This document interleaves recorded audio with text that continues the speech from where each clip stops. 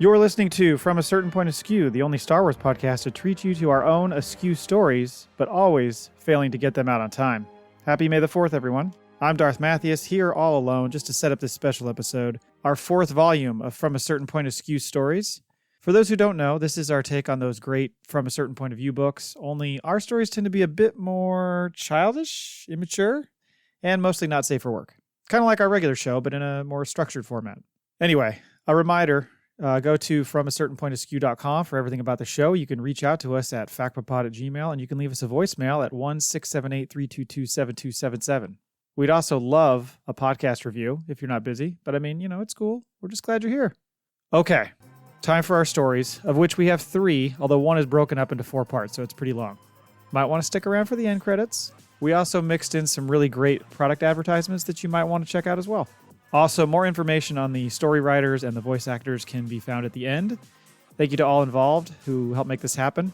We'll have another volume this fall, as we like to do a couple of these a year, but for now, sit back, relax, and listen, preferably with headphones on, to FACPA Stories, Volume 4.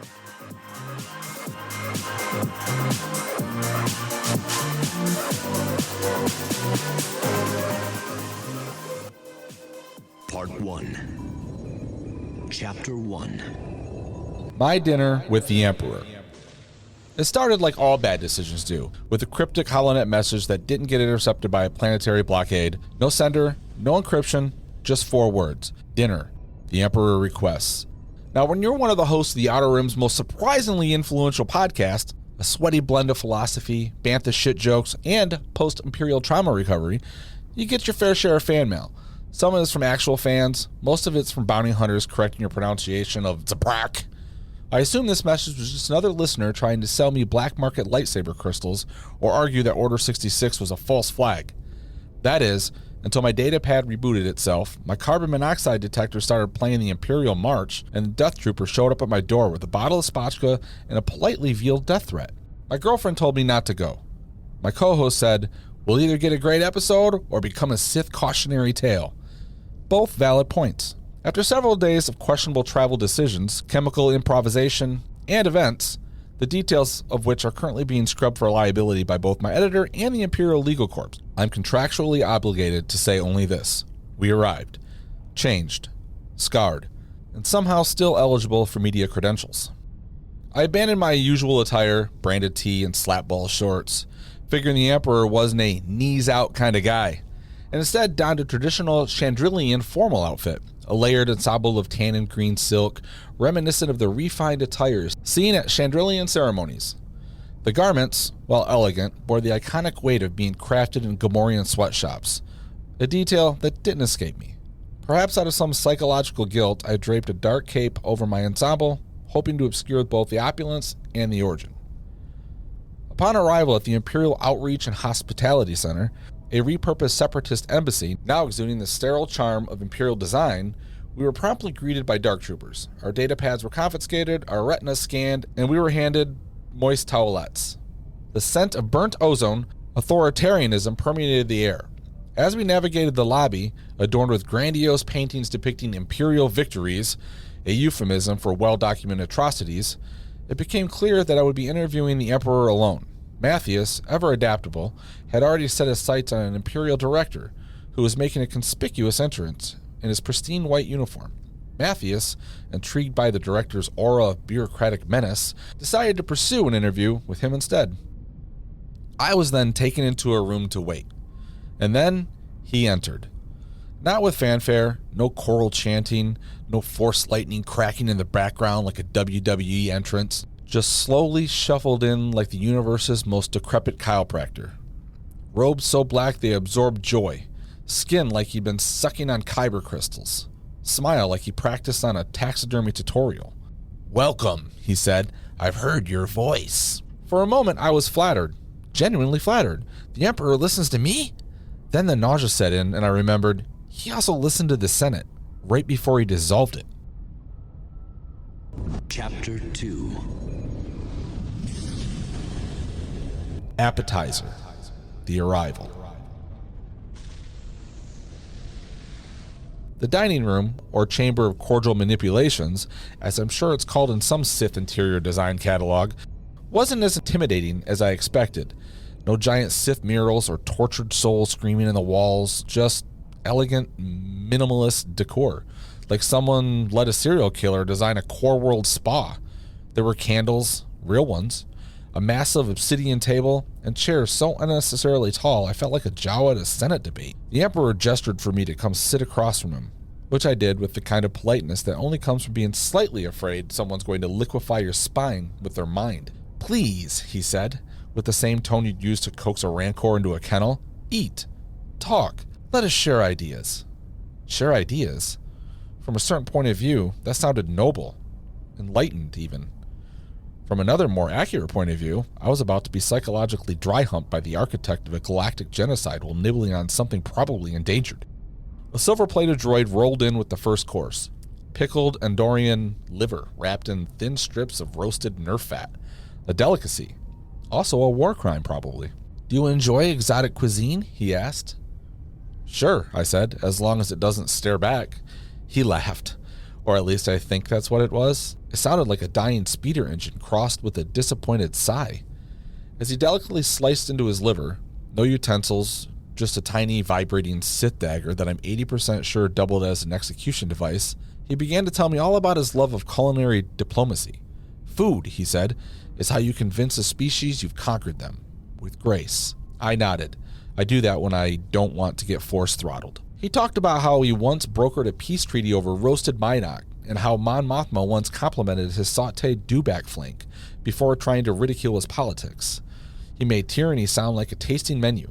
Each anecdote was weirder than the last, and somehow all of them ended with, "and then they were destroyed." At least that's what I heard in my head.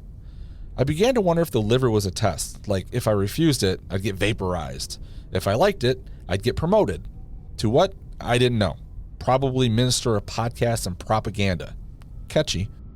At one point I tried to crack a joke about the Jedi being terrible dinner guests, always sensing betrayal before the salad course, but it landed with the grace of a malfunctioning battle droid. He just stared at me, smiled, blinked once, slowly. "You are amusing," he said. "For now." For now? I adjusted my cape and swallowed my next joke whole. Probably for the best. One wrong wisecrack and this dinner becomes a memorial.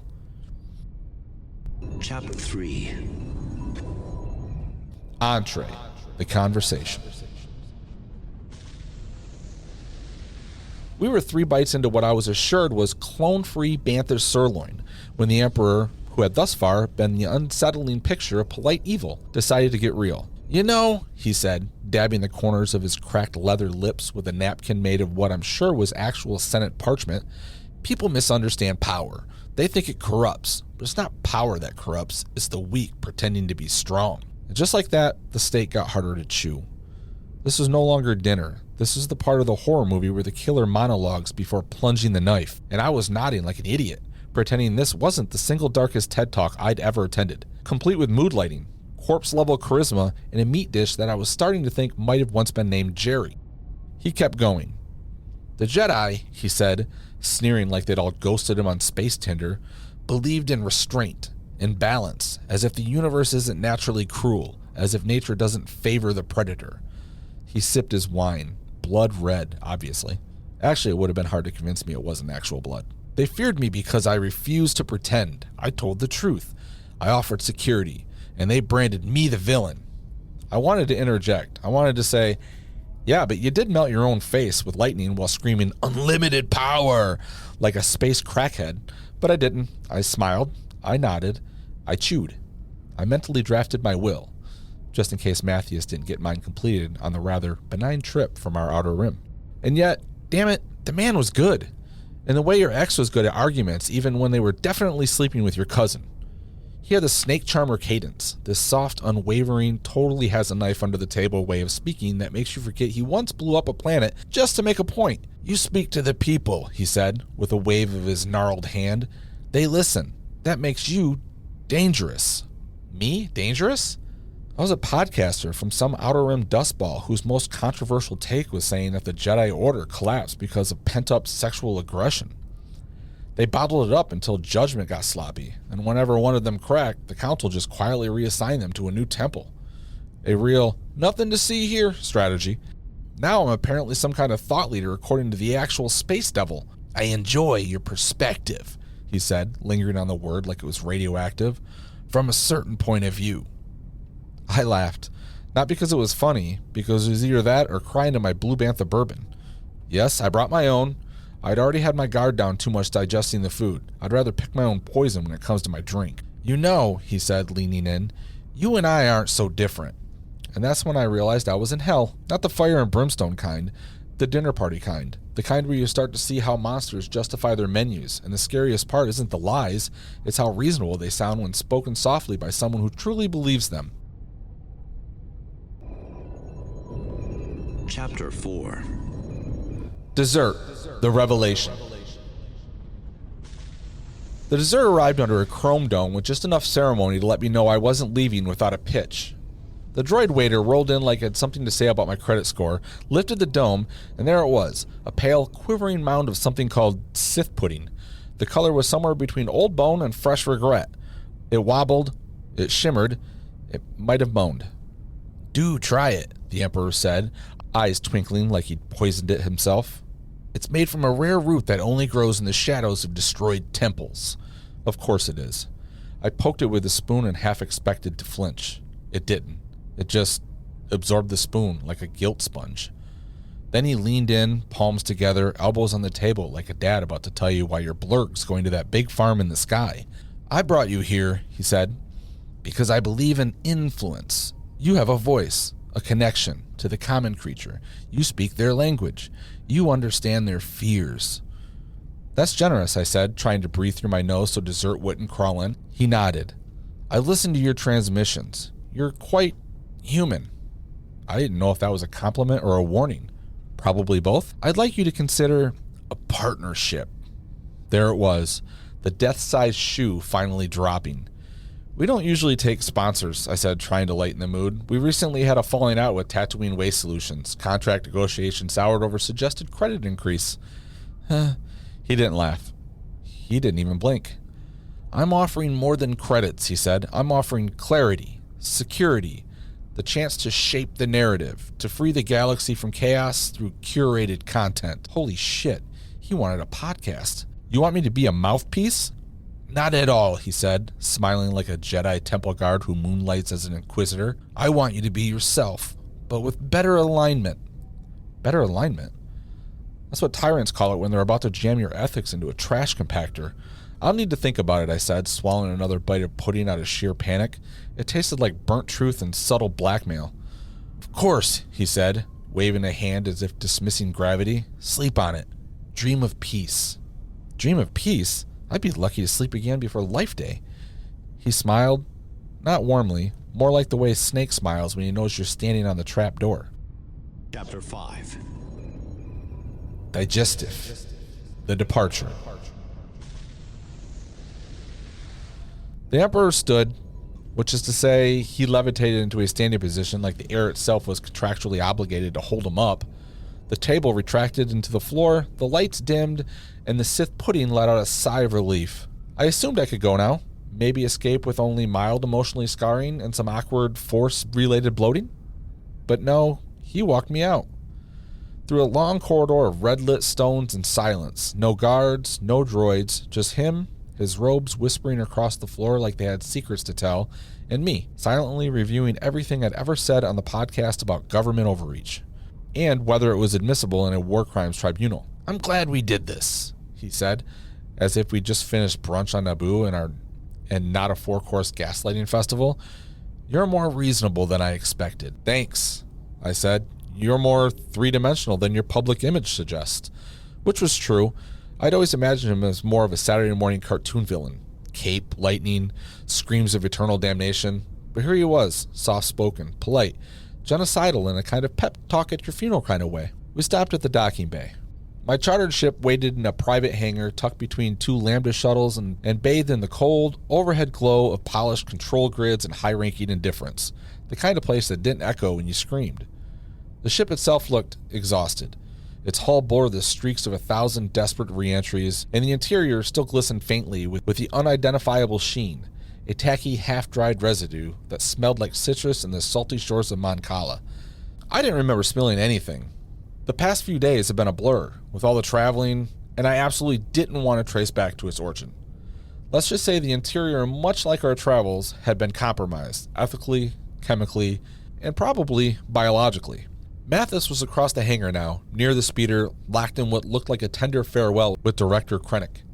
The two of them stood too close, smiling like war buddies or vacation lovers, framed by the kind of lighting usually reserved for hollow novella finales and high-level cover-ups. I felt the overwhelming urge to crawl out of my own skin, not metaphorically, but mechanically, like peel it off in one clean sheet, hand it to the nearest droid, and slither toward the airlock in search of somewhere quieter. Because if that's how Krennic says goodbye, how does Emperor Palpatine do it? A parting handshake from the Emperor, I'd imagine, would involve mild force electrocution and a compliment that felt like a threat. A hug that would smell like embalming oil and burnt treaties. It wouldn't be affection. It would be nonverbal death sentence with moisturizing undertones. And yet, he didn't touch me. He didn't even move. He just stood there, hands clasped, eyes unreadable, like he was letting me go. I had a gift prepared, he said. He placed a Death Star-shaped crystal in my hand, a recording of our conversation, in case you wish to reflect. That's what tyrants do. They don't just control you, they hand you the evidence and let you convince yourself it was your idea all along. I nodded, like a man politely excusing himself from a cult retreat that had surprisingly good catering. He smiled again, less like a predator this time, more like a weary monarch. Like maybe he didn't enjoy being the galaxy's ultimate evil, but someone had to do it. I hope, he said, you remember this dinner. And the thing is, I would. I'd remember every word, every careful pause, every moment I felt I was talking to a philosopher and not the architect of a trillion deaths. I boarded the ship, settled into a chair that hissed out a faint mist from some unknown reservoir. It smelled like the pheromones of a monkey lizard named Kevin. That's a story for another time. As the engines whined to life, I glanced once more toward the hangar. He was still standing there, still composed, still terrifying. And yet, I felt something else. Trepidation. Confusion. Regret? What if he wasn't as bad as I thought? What if the Emperor was misunderstood? And me? I leaned back, let the inertia of the takeoff press me into the seat, and I whispered to myself, from a certain point askew, that may have been the best fucking dinner I ever had.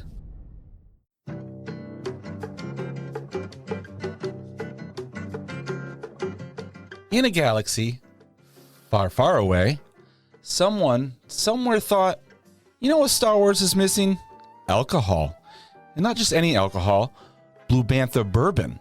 The only drink scientifically engineered to make you feel like you did the Kessel Run in under 12 parsecs. Or, at the very least, like you made it through another workday without force choking your boss. I find your lack of faith disturbing. Blue Bantha Bourbon is distilled on Tatooine, or possibly Kentucky, we're not legally required to specify, aged to perfection in barrels that may or may not have been smuggled by Han Solo himself. They weren't. It's smoother than Lando's pickup lines and guaranteed to hit harder than an Ewok with a rock.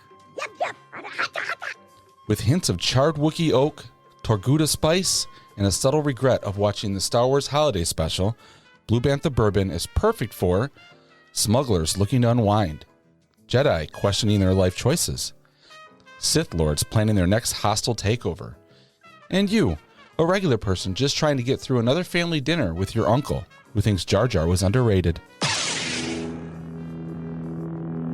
Oops. And don't worry, unlike some drinks, we won't pretend the bourbon pairs well with food. No, it pairs well with bad decisions, good storytelling, and questionable alliances. I have brought peace, freedom, justice, and security to my new empire. So, grab a bottle of Blue Bantha Bourbon, the drink that proves once and for all, Han shot first. Available at all fine cantinas, sketchy outposts, and of course, the back of Maz Kanata's castle. What, you're more of a wine guy? Drink responsibly. Or irresponsibly, I'm not your Jedi Master. Blue Bantha Bourbon! May the proof be with you.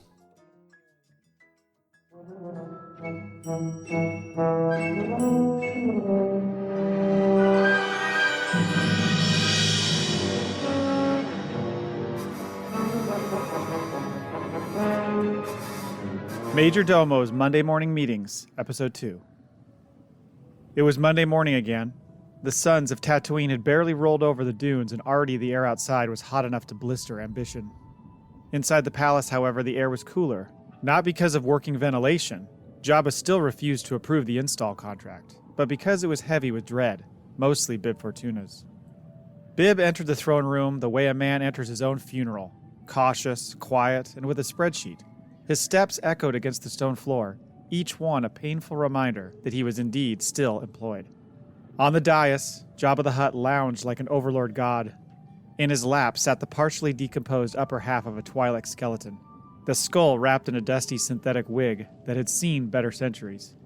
He pet it with one pudgy hand as if it soothed him. Bib didn't ask. Bib never asked. The pile of questions he refused to voice had grown so large that it now constituted its own metaphysical hazard. Good morning, exalted one. Bib offered with the enthusiasm of someone scheduling their own execution. I trust you're rested, hydrated, and emotionally stable? Jabba's eyes didn't leave the skull in his lap. Something is missing, Bib. I can feel it in my non-existent toes. Bib blinked. Of all the morning phrases that had played in his mind during the walk down the corridor, that wasn't one of them. He ran through a mental catalog of things Jabba might be missing. Dignity, ethical boundaries, basic decency, none seemed immediately applicable. Perhaps a misplaced item. Bib ventured. A fleeting sense of morality. That terrible feeling you get when someone says, team-building exercise. Jabba ignored him entirely, his massive form undulating slightly with each contemplative breath. It's like betrayal, but soft and velvet-lined. Bib made a note on his holopad. Just the words, velvet betrayal, check slippers. Experience had taught him that Jabba's metaphors, like his business strategies, were often both literal and criminally destructive. He pulled up the agenda and tapped the screen with a finger that had grown calloused from years of navigating Jabba's mood swings. Better to keep this moving before Jabba declared emotional war on upholstery. Shall we begin with the first item on the agenda? Palace tour for tourists? Jabba's eyes narrowed with suspicion.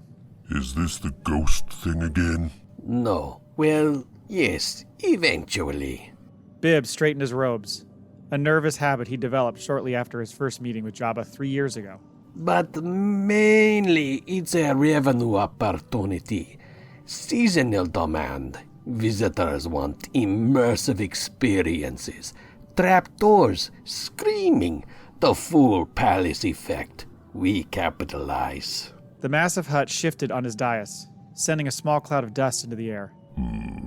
Too much effort. Let's circle back next week. Perfect. Bib's voice could have dried a small lake. It'll be even easier to attract tourists once we've added another week of corpses. He scrolled to the next item, his finger leaving a slight smudge on the screen. In the corner of his vision, he noticed the skeleton in Jabba's lap, tilting precariously to one side. Your branding initiative. Bib continued. You said you wanted to refine the palace's public image.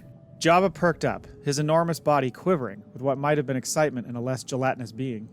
Yes, I have slogans. Ready?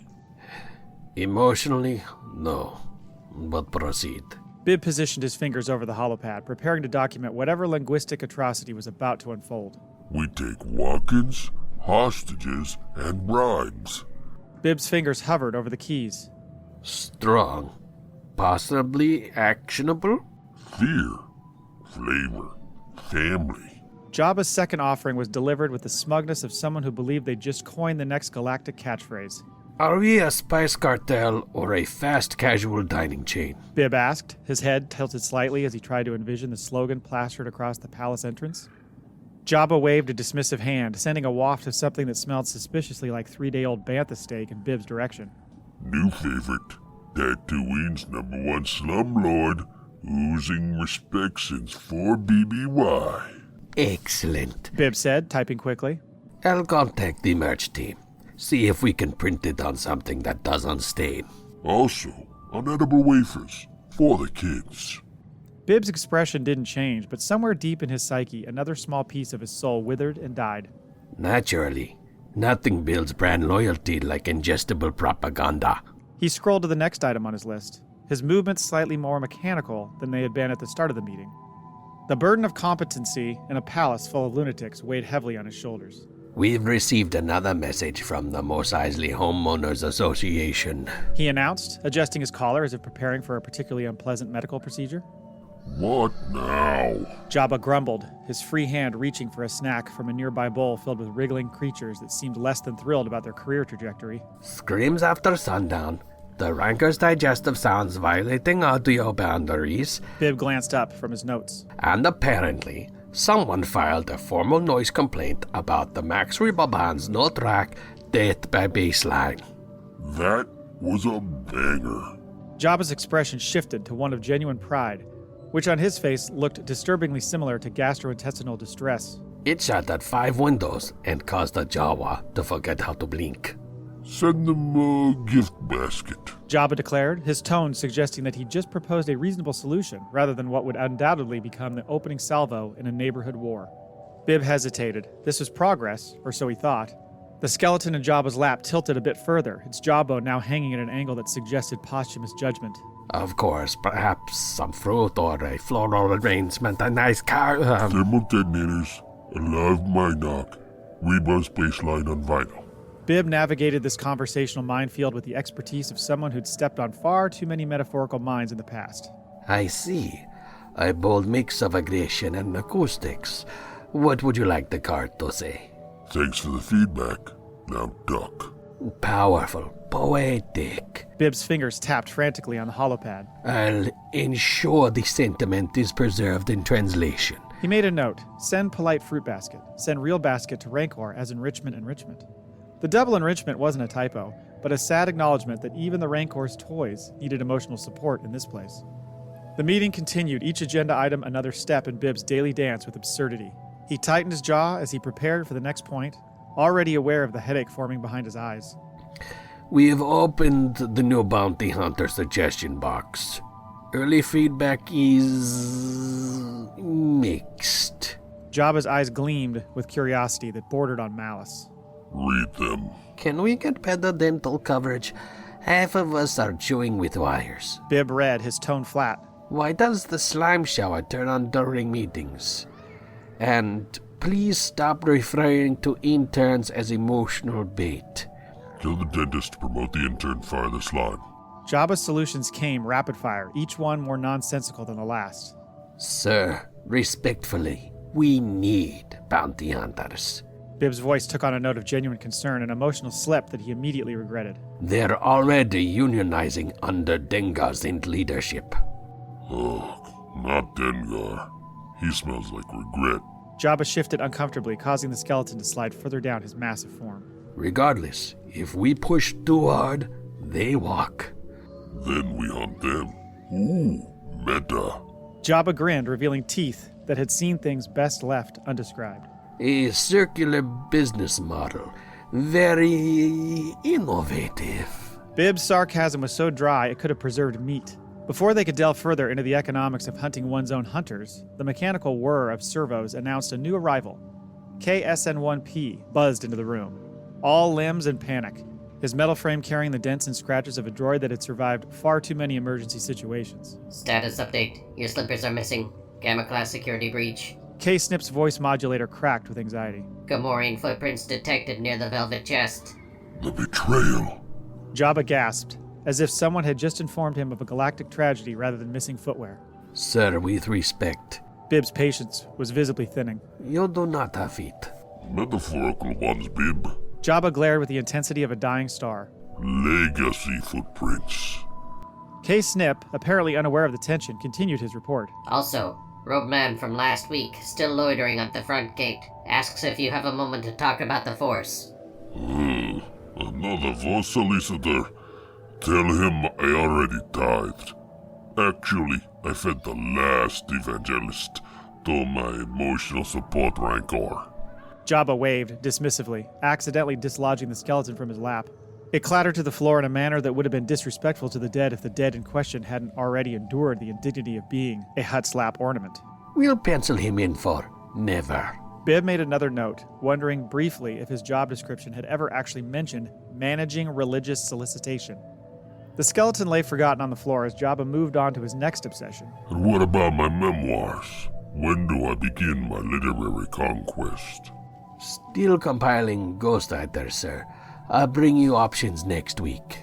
Bib's response was automatic, a well-rehearsed deflection. Jabba's eyes narrowed with suspicion. Ghost writers? Yes, they write it for you, anonymously. So, invisible slaves. Jabba's logic, as always, followed a path that existed only in his own mind. Not exactly. Witches? Bib sighed, a sound that contained decades of resignation despite his relatively short tenure. If that helps you visualize it. Excellent. Find me one of those Dathomir dames. The one with the fire hands.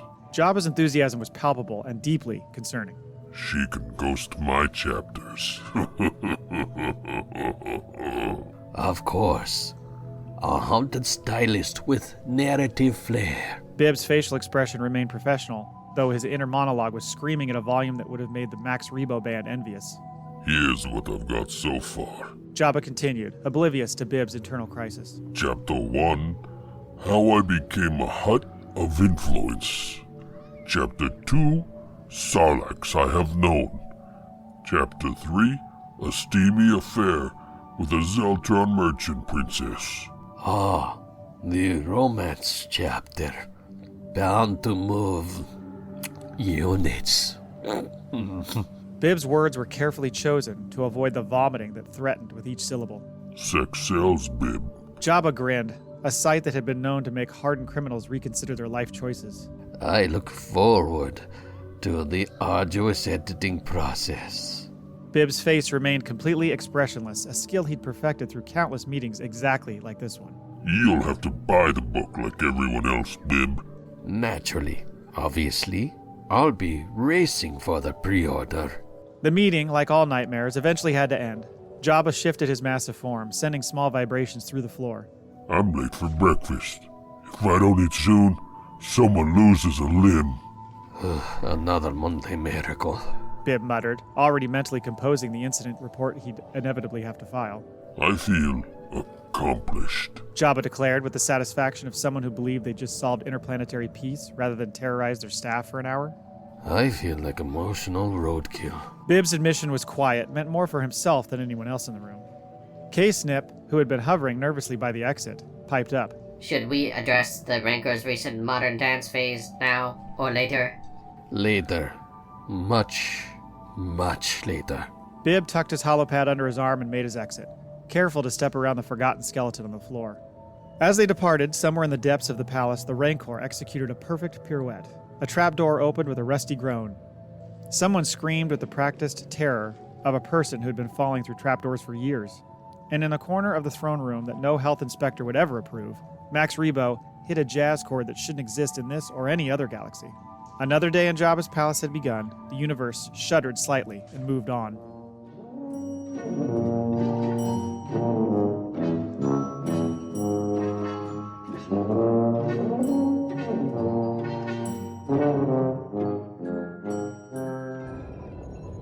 Part 2. Fear and Loathing in the Outer Rim. The Angry Ginger Jedi Guy, Confessional. Chapter 1. We were somewhere around Malistar on the edge of the galaxy when the spice kicked in. We had no real plan, just a cryptic invitation, half a take of Tabana gas, a glove box full of death sticks, and my co-host Darth Matthius, who at the time was calculating the exact number of calories we'd burn if our speeder broke down and we had to push it through the dunes of Jakku. He had spreadsheets. He had backup spreadsheets. For the first spreadsheets, he was wearing what he referred to as leisure robes, which were just formal robes without the judgment, and a collapsible standing desk he claimed was essential for on-the-go analytics. We need stims, he said, eyes already dilated behind his HUD glasses. High grade, something core world, maybe a spiced cocktail with cognitive perks, for clarity. This is a dinner with the Emperor, not an accountant summit on galactic economics, I replied. He was unfazed. Clarity, he repeated, sipping something pink and possibly radioactive. You want to walk in there sounding like a guy who just freebased moonshine? Or like two seasoned media professionals with minor legal histories? He had a point, a dumb point, but a point nonetheless. We loaded the speeder with the essentials he procured: 4 canisters of Corellian Dream Spice, 2 vials of something labeled Sith Lightning in a bottle, 1 bar of banned Ewok chocolate infused with pheromones and regret, 15 or so bottles of Blue Bantha Bourbon labeled do not consume near holograms, one protocol droid head filled with gummy spice chews, and an emotional support Kawakian monkey lizard that Darth Matthius swore was housebroken. He lied. Chapter 2. The mission: get to the Emperor alive, preferably. Our plan, if you could call it that, was to hyperspace hop from the Outer Rim to the core using a smuggler's route known only to 3 bounty hunters, a former Jedi accountant, and now us. We'll stop at Port Borgo, Matthius said, pointing at a map like we were explorers and not 2 middle-aged dads on a cosmic bender. They've got pharmaceutical-grade hallucinogens, and one of my consultants told me about a Twi'lek who sells empathy tabs and makes you feel like a Force ghost for 6 hours. Perfect. The first stop, a dive bar orbiting Felucia called the Womp Rat's Back Door. Inside, we bought a couple of drinks spiked with purgle piss from a guy named Lefty who had no left arm and spoke exclusively in Trandoshian limericks. By hour 12, I was in the parking lot talking to a Minoc named Greg about his ex-wife, and Matthius was trying to write our wills using nothing but a stylus and the back of a waitress. We should have turned back, but destiny doesn't wait for sobriety. Chapter 3. Refueling and regret. The asteroid incident. We stopped at a remote asteroid fueling station known as McClunky's, whose motto is Home of Fuel, Fluids, and Flavors, which in retrospect should have been a red flag. The place looked like a Jawa brothel had collided with a mining rig and then given up halfway through renovations. I went to pay for fuel. That's all I wanted. Fuel. Instead, I was intercepted by what you can only describe as a Zeltron courtesan with a voice like gravel and pheromones that hit like a concussion grenade. She whispered something in Huttese that roughly translated to, if your species has a safe word, use it now. Now, for the blissfully unaware, Zeltrons are a near-human species known for their crimson to pink skin, intoxicating pheromones, and, let's just say, a deeply flexible moral compass when it comes to intimacy. They are charm incarnate, sensuality distilled into a bipedal force of nature. But this one, she was tall, very tall. Built like she bench pressed Wookiees for foreplay, shoulders like a stormtrooper dropship, abs that look like they've been chiseled out of a Durasteel by horny gods, and red, like red. But when she saw me, when she smiled, that dull cherry tone darkened, slowly, seductively, sliding from provocative blush into a dark, blood-soaked crimson. I knew Zeltron's skin changed shades with mood, anger, passion, arousal, but I had no way of knowing which one this was. She didn't seem angry, but the way she grabbed me by the waistband and flung me toward the maintenance closet screamed aggressive negotiation. I'll show you how real fire feels, she purred, which I assumed was foreplay. It was not. Matthius was halfway through a Mon Cala seafood wrap when he heard the banging.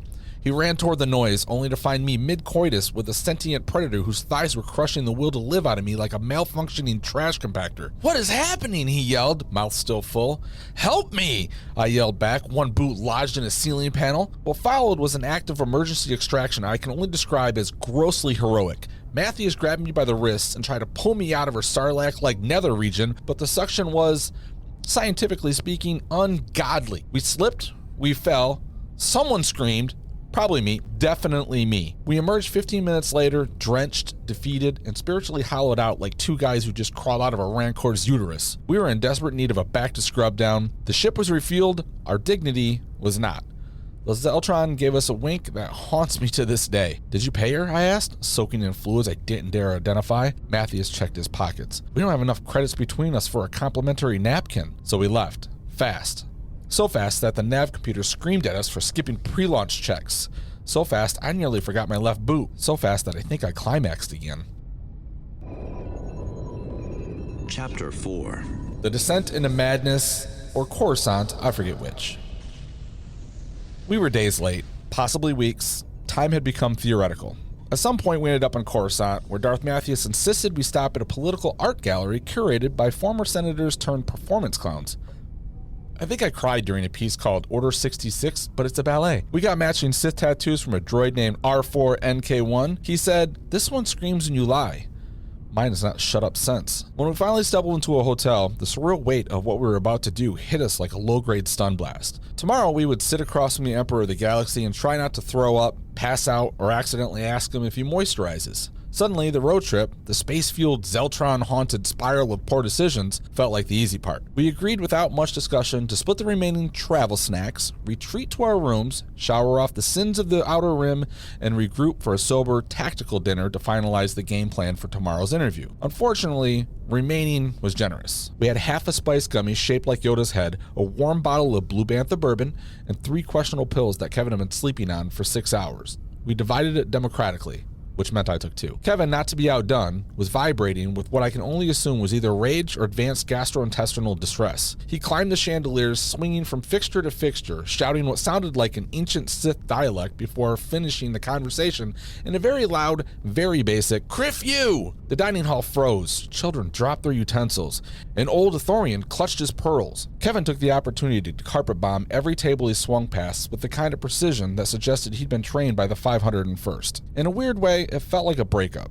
Like Kevin knew we were about to leave him behind in the final act of this cosmic psychodrama. Like Kevin, deep down, had loved us and hated us.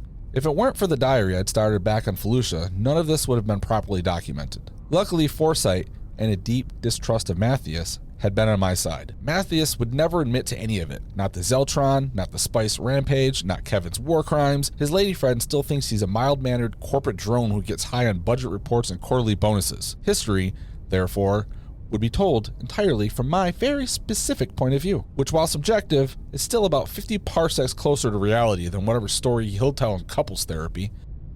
Chapter 5. The next morning, the calm before the calamity. To everyone's surprise, ours included, we woke up more sober than either of us had any right to be. Upon arrival at the Imperial complex, we were immediately greeted with a squad of dark troopers. Our heads were scanned, our data pads confiscated, our illusions of freedom nicely crushed under the gentle boot of authoritarian hospitality. The lobby was a monument to sanitized war crimes. Massive oil paintings depicting the conquest of entire systems, planets on fire, rebels crushed under the smiling visages of stormtroopers. All labeled with the titles like Victory Through Order and Peace Through Superior Firepower. I'd seen cult documentaries with less aggressive branding. When we finally received our briefing, we learned I would be interviewing the Emperor alone. Matthius was fine with this, relieved actually. At first he tried to book an interview with someone called the Minister of Internal Rebranding. The minister turned out to be a mirror. He still hasn't forgiven me for letting him talk to it for 37 minutes. He also developed a sudden and passionate interest in a visiting dignitary, Director Orson Krennic, who was strutting through the lobby like the prom queen of authoritarian overcompensation. White cap, smug grin, all the energy of a man who gave himself quarterly performance reviews labeled flawless. Matthius decided he'd chase that lead instead, convinced he could land a side interview and maybe, if he played it right, an awkward dinner invite. I watched him wander off, data pad tucked under his arm, straightening his shirt like he was about to network his way into a war crime. And me, I adjusted my cape, tried not to hyperventilate, and prepared to sit down for my dinner with the Emperor.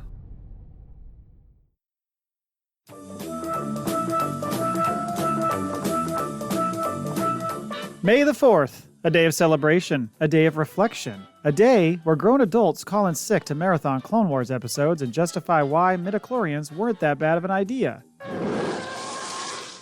Nerd. And what better way to commemorate this sacred holiday than with a drink so over the top, so force sensitive, that it could single-handedly save the sequel trilogy. Somehow Palpatine returned. Introducing the May the 4th Margarita. Like the Force, it binds us, it surrounds us, maybe it penetrates us, and eventually makes us cry in the shower while whispering, "Execute Order 66," while watching your little clones swim down the drain. To make it, you'll need 1 part Blue Bantha Bourbon, because we own it, and damn it, we're proud of it. 1 part fresh lime juice, squeezed with the precision of a Jedi youngling before Anakin enters the room. A splash of blue curacao, because if the milk can be blue, so can your drink. A rim of coarse salt, not because you need it, but because Anakin would hate it.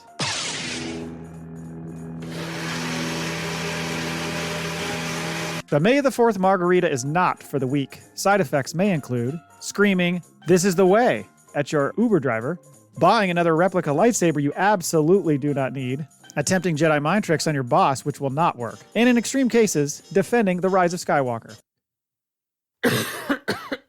But be warned, what goes down on May the 4th must survive Revenge of the 5th and Return of the 6th. This drink will take you on a full-force journey through euphoria, regret, denial, and eventually acceptance.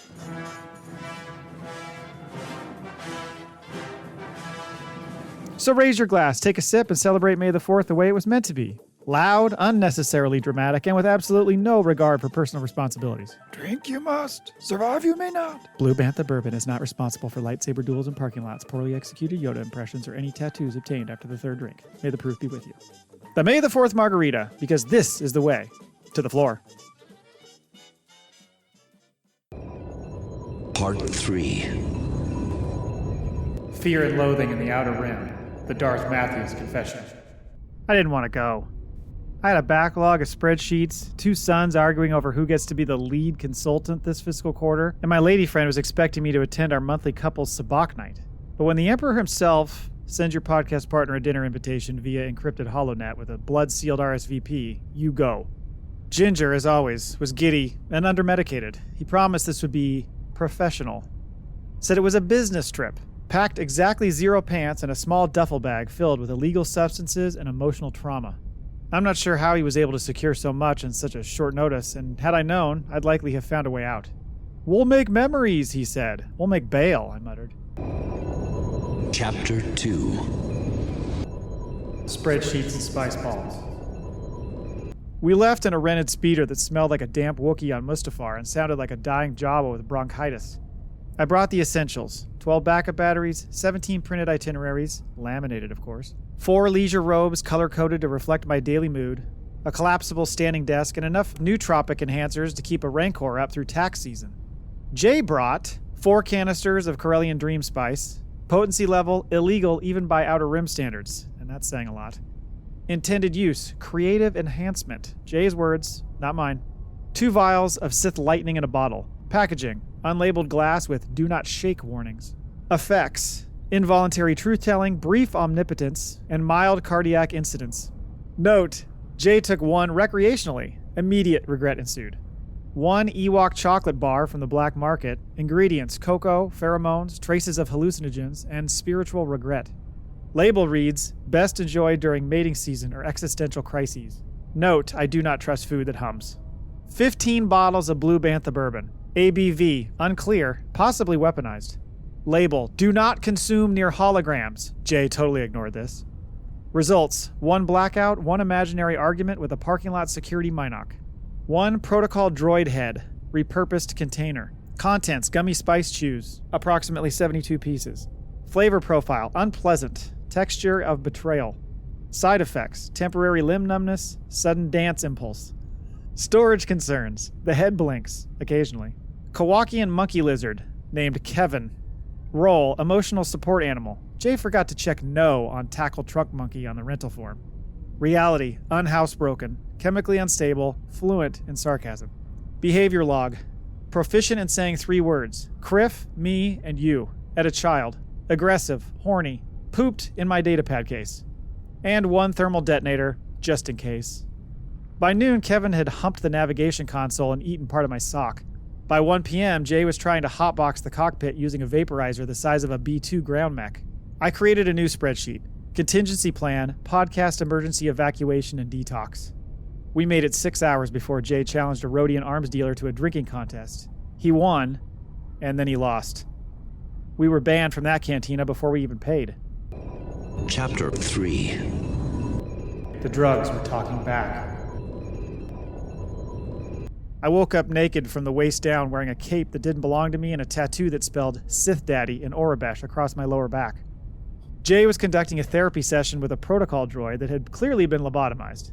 He gets me, he said, hugging the droid. The droid made the dial-up modem noise and gently shut down.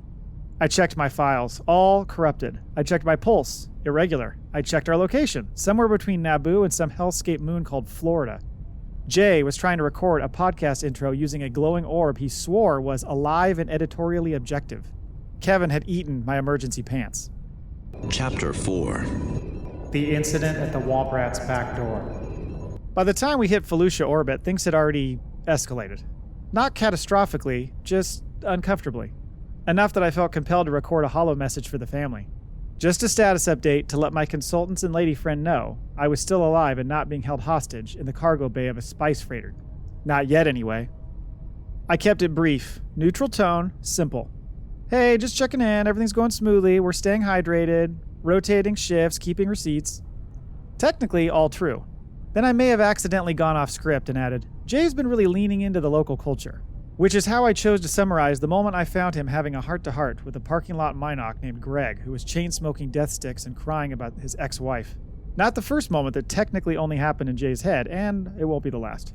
Meanwhile, I was inside the Womp Rat's back door, a dive bar so foul it should have been quarantined, sitting at a booth made entirely of old crate lids and crusted dreams, trying to write our emergency wills in the back of a waitress named Clitorina because she had extra napkins and I was experiencing the kind of emotional detachment she seemed to respect.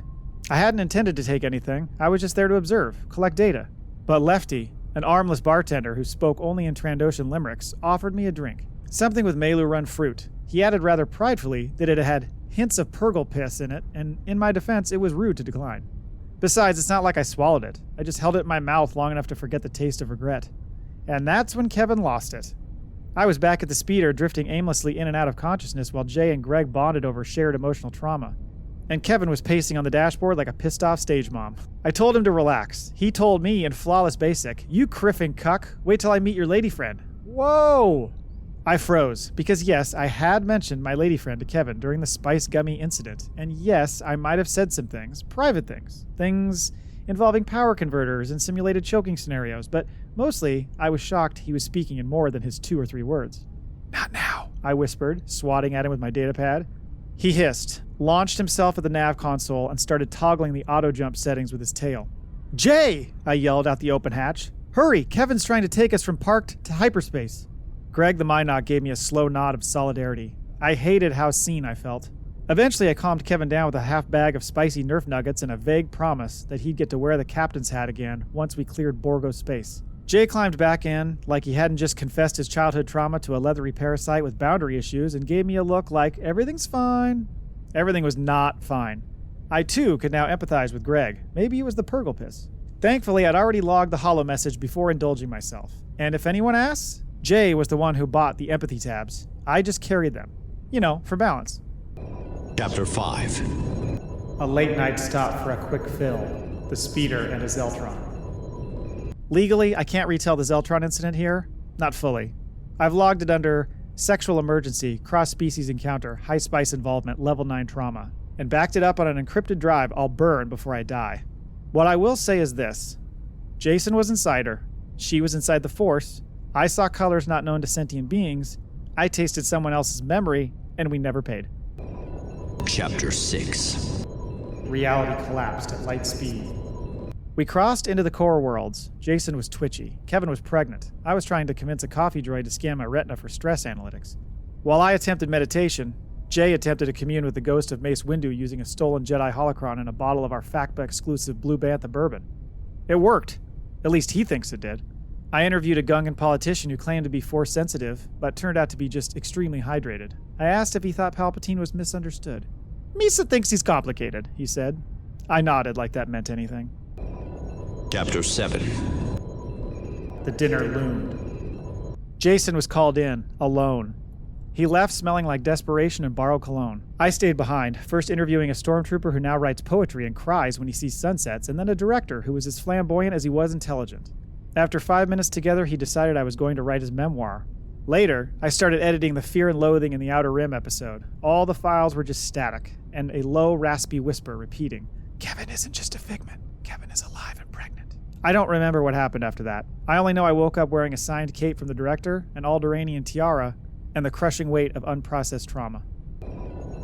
Chapter 8. Never again. Until next time.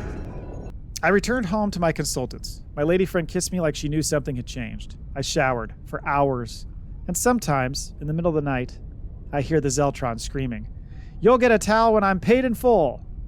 Filed and sealed under galactic business expenses, mental health codes, and outstanding warrants.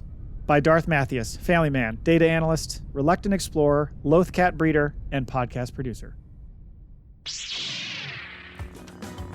May the 4th, the holiest of Star Wars holidays, the day where grown-ass adults get absolutely obliterated in the name of a franchise that gave a sand-hating sociopath with daddy issues. And what better way to celebrate than by getting slap your grandma drunk on a cocktail that tastes like pure sexual tension between master and Padawan? Introducing the May the 4th Margarita, a A drink so fucking good, it'll have you force choking yourself just for fun. I can't breathe in this thing! This bad boy is made with 1 part Blue Bantha Bourbon, the only bourbon strong enough to make you believe you could take a Wookiee in a fist fight. 1 part lime juice, because scurvy is a thing, and we pretend to care about your health. A splash of blue curacao, because if Luke can drink blue shit, so can you. A rim of coarse Tatooine salt, so you can lick it seductively while whispering, "I hate sand." And a floater of Everclear, because fuck it, let's make some mistakes. I love you, man. The May the 4th Margarita is for diehard fans who have a full breakdown every time a new trilogy comes out, Somehow Palpatine returned. casual viewers who only watch The Mandalorian but will lie and say they've read all the books, Novelization of Star Wars. that one dude at the bar who won't shut up about how Andor is the greatest show ever made, and honestly, he's right. Everything! And of course, anyone brave enough to take a shot every time a Jedi fucks up galactic politics. But be warned, motherfuckers, what happens on May the 4th leads to Revenge of the 5th and Return of the 6th. Which means in exactly 24 hours, you're going to wake up questioning your life choices, your sexuality, and why you have Padme Forever tattooed on your ass? So raise your glass, take a sip, and prepare to ruin your liver like Disney ruined Luke's character arc. Blue Bantha Bourbon is not responsible for Jedi cosplay-induced heatstroke, public Wookiee mating calls, or any friendships ruined over sequel trilogy debates. Rey Skywalker. Please drink responsibly, or don't, but at least film it. The May the 4th Margarita, because this is the way to alcohol poisoning.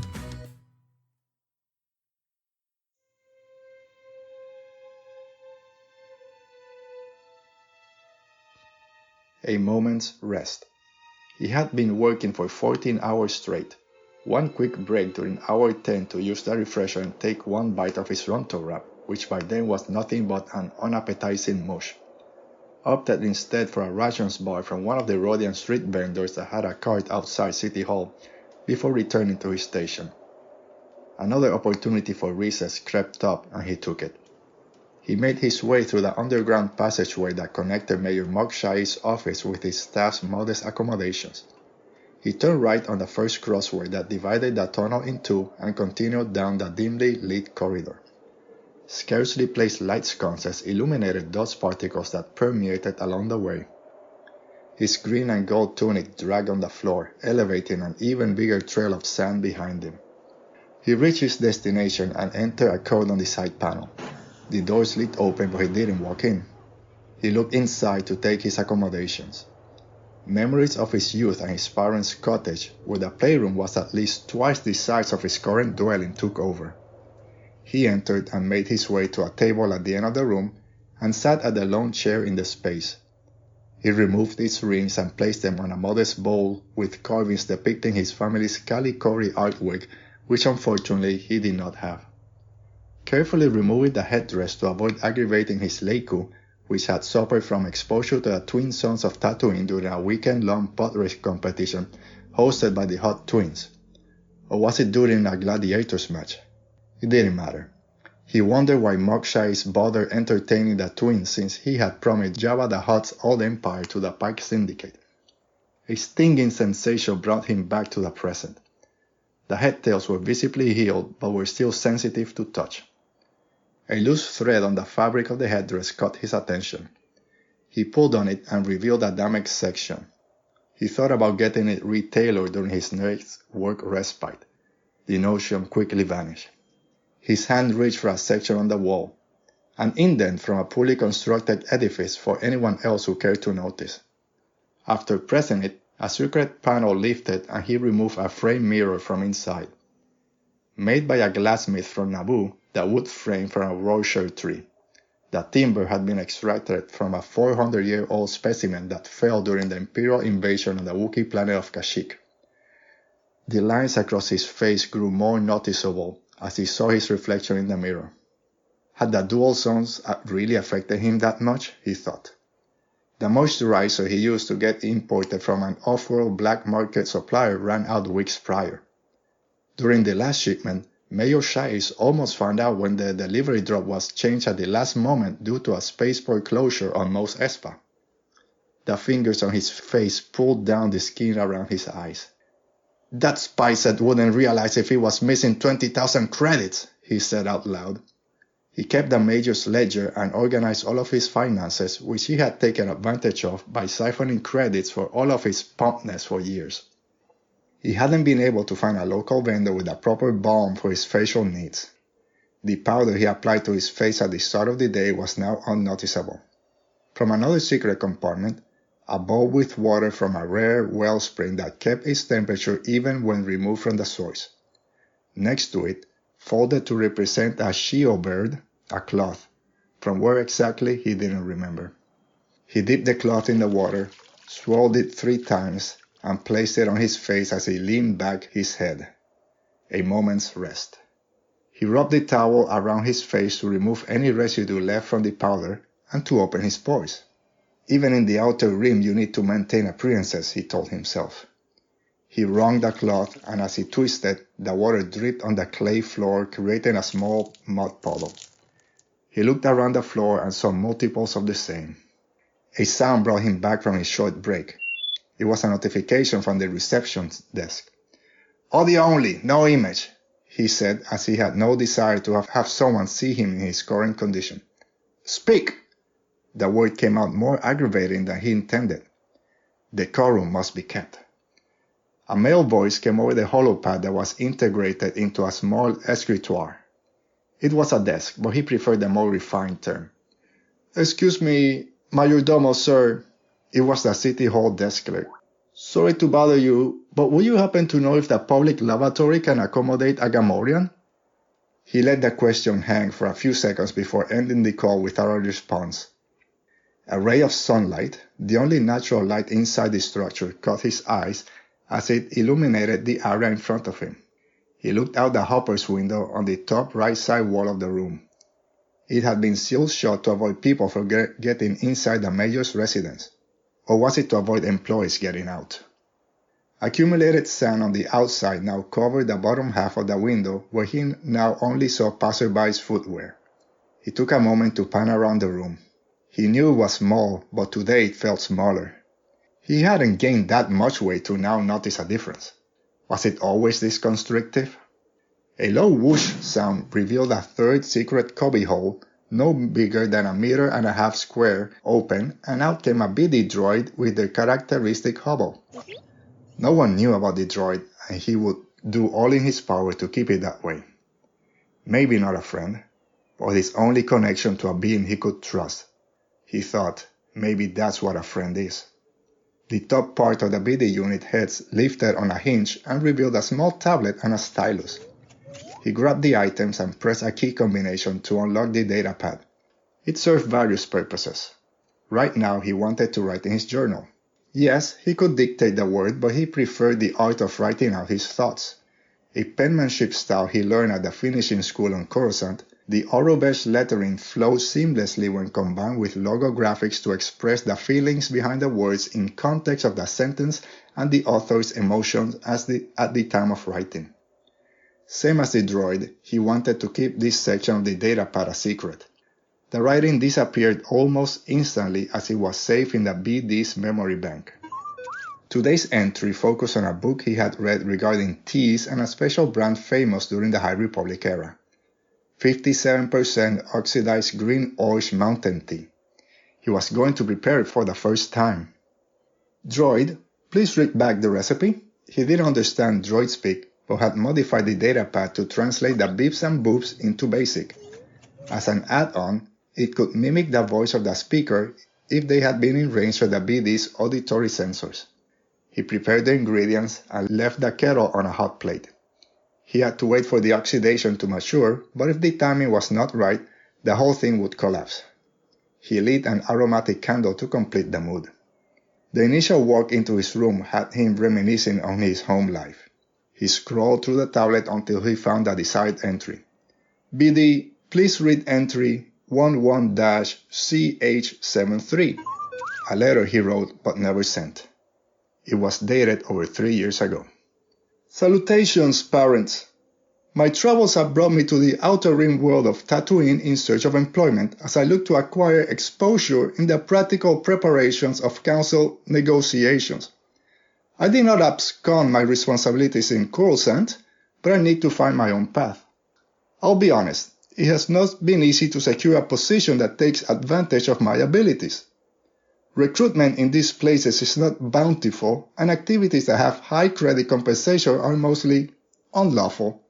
I have been renting a small room on top of a tavern.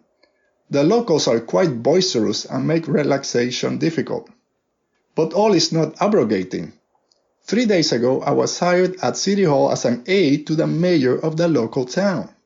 The appointment comes with its own dwelling, so I can relocate from the cantina and have my own private spot. It's only transitory assignment until I gather enough credits to purchase passage ownership to Hosnian Prime. I know that this is not what you expected from a reminder chime from the device paused the reading and removed him from his reverie. A series of chirps from the BD droid dictated the to-do list, and the datapad translated. Order refreshment and entertainment from the sanctuary for the mayor's upcoming gala. As a fellow Twi'lek, Garza Fwip had always treated him with respect, so he didn't mind doing business with her and her cantina. Next entry. Vacation planning.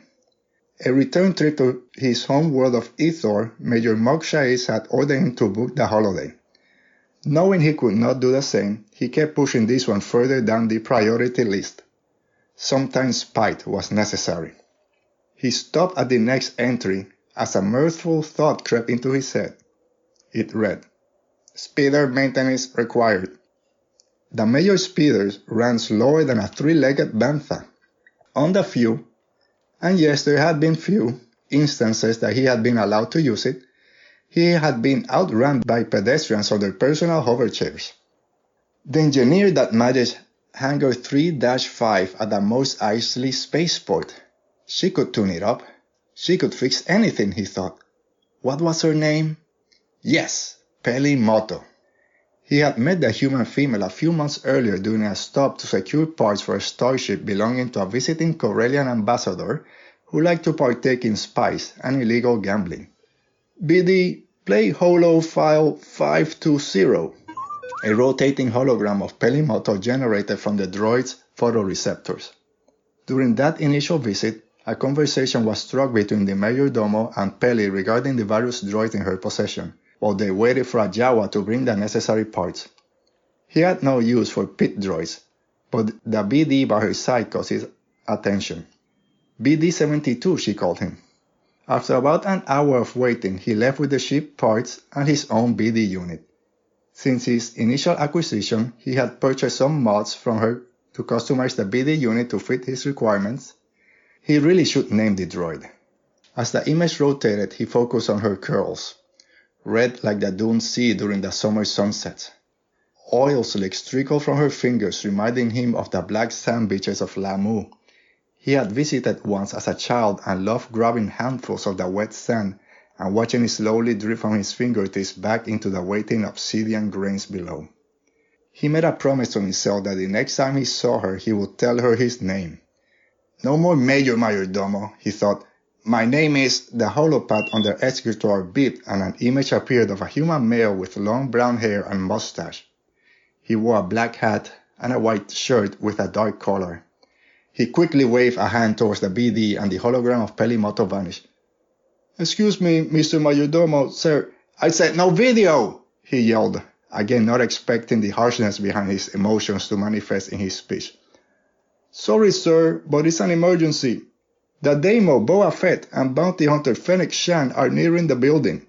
They carry one of the Order of the Night Winds members. You know, the assassins the Major hired to kill them? He sighed. Apologies for the inaccuracy of my punctilio. Please tell them, prevaricate if needed. I'll be there momentarily. The desk clerk looked confused and said, Punctilio? Prevaricate? The Majordomo pressed a button and the image faded away. He grabbed the headdress from the table, where he had placed it only minutes ago, and donned it back on. No concern for any painful stings. Rings on the respective fingers, no time for any facial cleansers. He walked towards the door. As it opened, he looked back at the tea on the hot plate. Forgotten it had spoiled. The candle next to it, the only sign of a moment's rest. He took a deep breath and counted. 1, 2, 3, 4, 5. He exhaled. Placed his hands out in front of his chest, steepled his fore and middle fingers, and went back to work.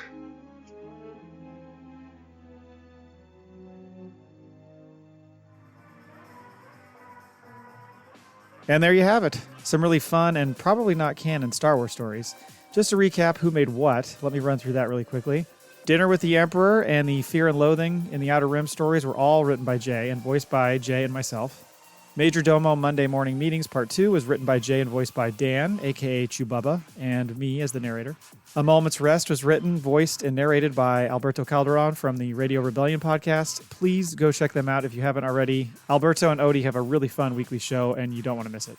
The advertisements were all written by Jay and voiced by Jay and myself. And finally, a lot of work went into these, so we hope you enjoyed them. And like I said before, look for our next volume in the fall. If you would like to participate by writing a story or being a voice actor, please reach out to the show at FACPAPod@gmail.com or DM us. You can find us on everything at FACPAPod. We'd love to have more contributors. Until next time, laugh it up, fuzzballs. We have spoken.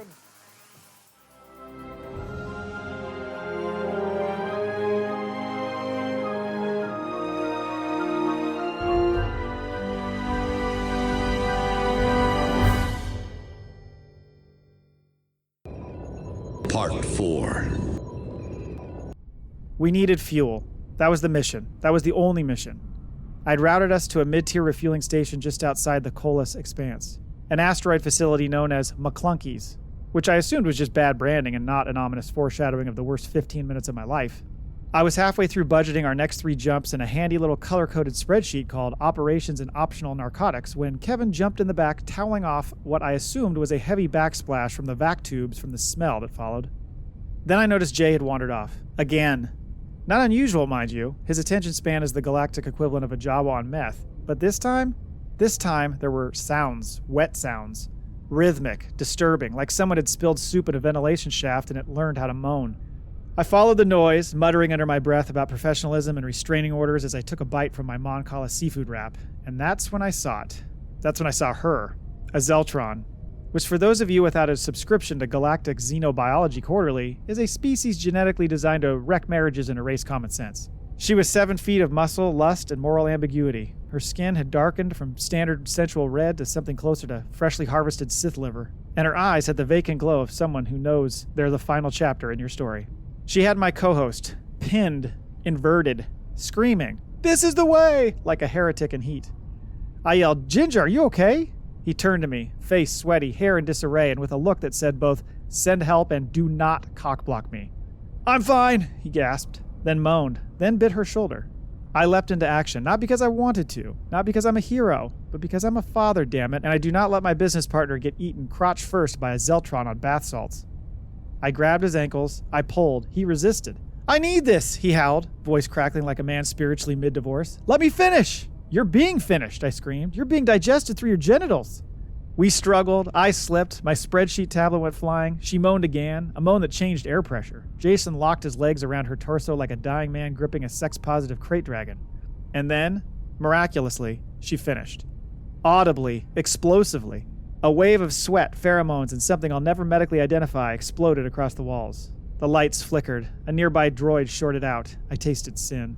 We collapsed together, one tangled mass of shame and borrowed fluids, on the floor of a broom closet that had now experienced more trauma than a Clone Wars veteran with a podcast. Jason was laughing, crying. He whispered, "Worth it." He limped back to the ship, squelching. Neither of us spoke for a full 5 systems.